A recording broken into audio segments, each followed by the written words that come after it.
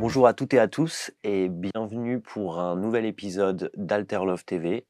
Aujourd'hui, nous allons à la rencontre de Frédéric Perrin, qui est exploitant de salle dans une salle un peu particulière. Il va nous expliquer à Marseille. Bonjour Frédéric. Bonjour. Je vais te laisser te présenter et pour nous expliquer ton métier et ensuite ton travail avec Alterlove.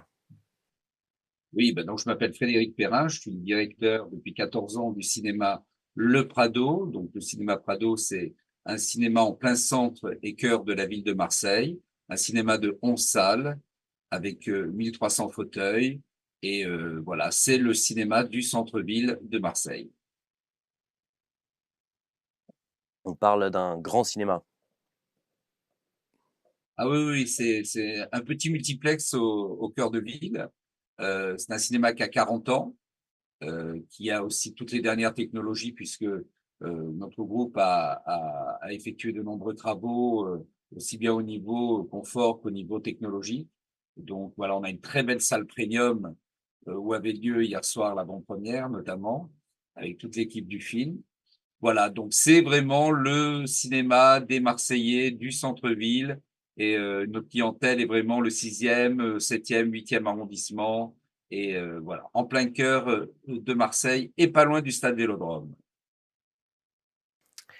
Très bien. Ton métier est exploitant de salle, comme on dit. Hem, à quel moment, interviens-tu? Qu'est-ce qu'il se passe quand il s'agit de mettre un film, dans ton cinéma? Bah, nous, on travaille déjà avec un programmateur. Ce programmateur qui travaille pour notre groupe est en charge, lui, d'avoir des négociations avec l'ensemble des distributeurs de films, aussi bien des compagnies françaises que des compagnies américaines ou étrangères. Donc, pour un approche déjà de négociation sur la sortie du film. Et par la suite, après, tout le cursus, c'est-à-dire on réserve le film, on essaye de nous montrer des images pour commencer une communication sur le film et après vient, si vraiment il y a des tournées avant-première avec les équipes, donc de tout mettre en place. Donc vraiment, notre programmateur est vraiment le lien entre le distributeur et l'exploitant, même si nous avons des relations un petit peu privilégiées avec l'ensemble des distributeurs que nous côtoyons aussi bien en visio, par téléphone, mais surtout sur des rencontres, notamment sur des journées de présentation de multidistributeurs et multifilms. Voilà, donc on a une relation depuis, enfin moi je fais 43 ans que je fais ce métier et c'est clair que beaucoup sont partis, des nouveaux sont arrivés, mais les anciens me connaissent bien et on arrive à trouver en tout cas un bon rapport au niveau commercial pour pouvoir mettre en valeur les films qu'ils distribuent et les productions qui sont faites dans l'année, en sachant qu'il y a énormément de productions qui sortent toutes les semaines et voilà, donc il faut essayer de voir. On n'a que 11 salles aussi, même si on a l'impression d'avoir un grand cinéma. On n'a que 11 salles avec des fauteuils, des salles de 70 jusqu'à à des salles, enfin, une salle de 320. Donc voilà, il faut faire des choix. Et donc voilà, chaque semaine, donc tous les lundis, c'est une négociation importante avec les distributeurs pour la sortie du mercredi d'après. Le Prado va programmer des films très, très grand public. Comment est-ce qu'on fait le choix de programmer un film, comme Alter Love, qui est un film, avec une petite économie? Pourquoi et comment, est-ce que le Prado choisit de montrer, au public un film comme ça? Alors, pour revenir sur la première question, donc les choix de programmation, notamment sur les maisons importantes de distribution, je parle de la Warner, de Disney, pour citer les Américains, ou même des grands studios comme Pathé, Studio Canal, enfin SND et bien d'autres. Heu, Eux nous présentent les films longtemps à l'avance, c'est-à-dire qu'à peu près entre 4 et 5 mois, on sait un petit peu ce qu'il y a sur la grille de programmation. Après, il y a des sorties qui sont inévitables, hein, je veux dire les grands succès, Monte Cristo, donc on nous l'a présenté, déjà, longtemps à l'avance. Après, vous avez les standards, les Star Wars, les films grand public qui sont notamment attendus sur des périodes fortes. Donc, les périodes fortes, ce sont des périodes de vacances, mais aussi des périodes d'été où les gros films américains sortent. Donc là, c'est inévitable. Donc ça, voilà, l'intérêt, c'est de les sortir en sortie mondiale ou sortie nationale. Et après, après, c'est le public qui fait la durée. Donc, quoi qu'il en soit, avec ces studios-là, on est obligé de signer au moins pour 3 semaines d'exploitation. Et si le film fonctionne, on garde, on garde, on garde. Voilà. On- Après, il y a des films français qu'on a gardés plus de 6 mois à l'affiche parce qu'il y avait toujours une demande du public. Après, en ce qui concerne Alter Love, je crois que, comme vous disiez, l'équipe est dynamique, mais surtout qu'on m'a bien présenté le film.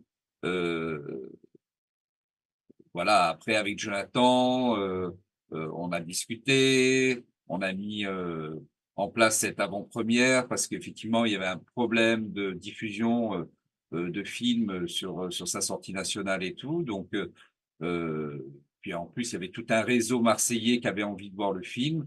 Donc voilà, donc on a des petits coups de cœur comme ça et donc on fait des petites soirées sur des films que malheureusement, parfois, on ne peut pas présenter parce qu'on n'a pas la place physique de pouvoir les rentrer et d'occuper une salle complètement.